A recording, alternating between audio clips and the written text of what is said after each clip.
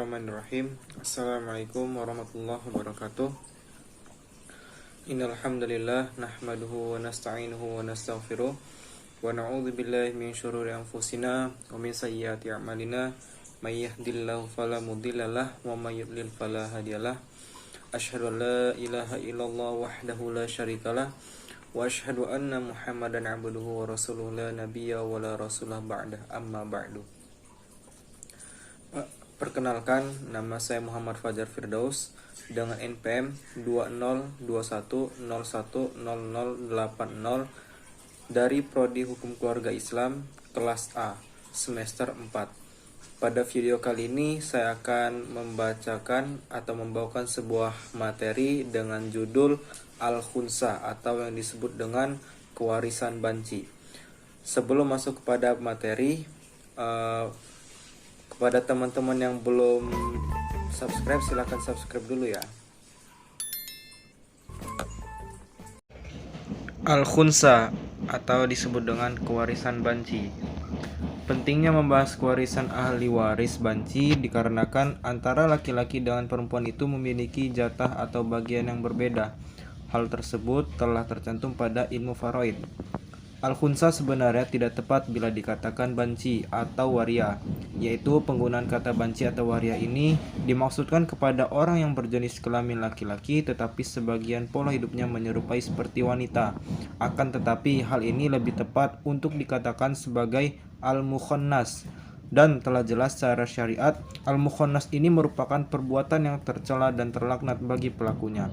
Sebagaimana Rasulullah SAW bersabda, "Terlaknatlah laki-laki yang menyerupai perempuan dan perempuan yang menyerupai laki-laki." Al-Khunsa dijelaskan menurut ulama yaitu seseorang yang memiliki dua alat kelamin, yaitu perempuan dan laki-laki, atau orang yang tidak punya alat kelamin sama sekali sejak lahir.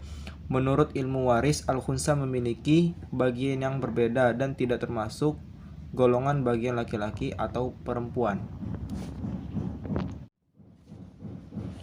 Metode menentukan kelamin Al-Khunsa. Para mujtahid berusaha menemukan jalan keluar dalam masalah khunsa ini. Meskipun Al-Khunsa memiliki dua alat kelamin, tetapi masih ada kesempatan atau celah untuk menentukan jenis kelaminnya. Para mujtahid menyebutkan terdapat dua metode yang dilakukan untuk menentukan jenis kelamin dari Al-Khunsa. Yang pertama, alat keluarnya kelamin. Yang kedua, menurut ulama-ulama mazhab, 1. Hanabilah dan salah satu dari ulama Syafi'i berpendapat bahwa penentuan tersebut dilihat dari alat kelamin mana yang lebih banyak mengeluarkan air kencing.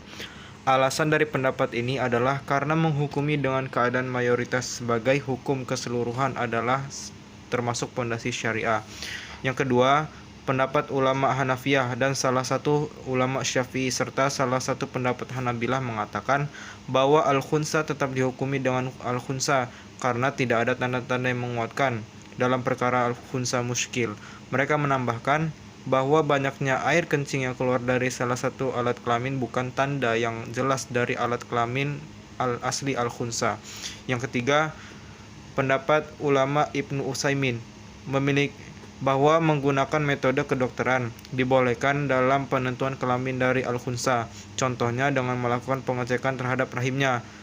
Dengan meliti rahimnya, apabila ditemukan bahwa dia memiliki zakar dan vagina, namun dalam tubuhnya terdapat rahim dan ovarium, maka tidak diperbolehkan mempertahankan atau memfungsikan zakarnya. Begitu pula sebaliknya, apabila seseorang memiliki zakar dan farji, namun memiliki fungsi layaknya zakar menghasilkan sperma dan semacamnya, maka tidak diperbolehkan menggunakan atau mempertahankan farjinya. Al-Khunsa atau kewarisan banci. Keberadaan bab mengenai Al-Khunsa tidak benar jika dikatakan mendukung atau melegitimasi adanya perbuatan banci, karena sebagaimana yang telah dijelaskan sebelumnya, sangatlah jauh perbedaan makna dari banci dengan Al-Khunsa. Banci ialah suatu perbuatan di mana melakukan menyerupai wanita secara sengaja, sedangkan Al-Khunsa ialah fenomena manusia memiliki kelamin ganda tanpa ada unsur sengaja di dalamnya, atau merupakan fenomena kelainan. Al-khunsa sebenarnya jarang terjadi, hanya terjadi satu di antara 1000 bayi di dunia. Akan tetapi, fungsi fikih yaitu membahas dan menggali hukum-hukum kehidupan manusia yang bersifat berkembang mengiringi zaman dan mempersiapkannya apabila dimungkinkan hal tersebut terjadi serta agar tidak terjadi kekeliruan di dalamnya. Demikianlah yang dapat saya sampaikan. Apabila terdapat kekurangan dalam penyampaian saya atau dalam kata-kata, saya mohon maaf kepada Allah, saya mohon ampun. Harapannya dengan video ini dapat memberikan manfaat bagi teman-teman semua. Saya akhiri, billahi taufiq wal hidayah. Wassalamualaikum warahmatullahi wabarakatuh.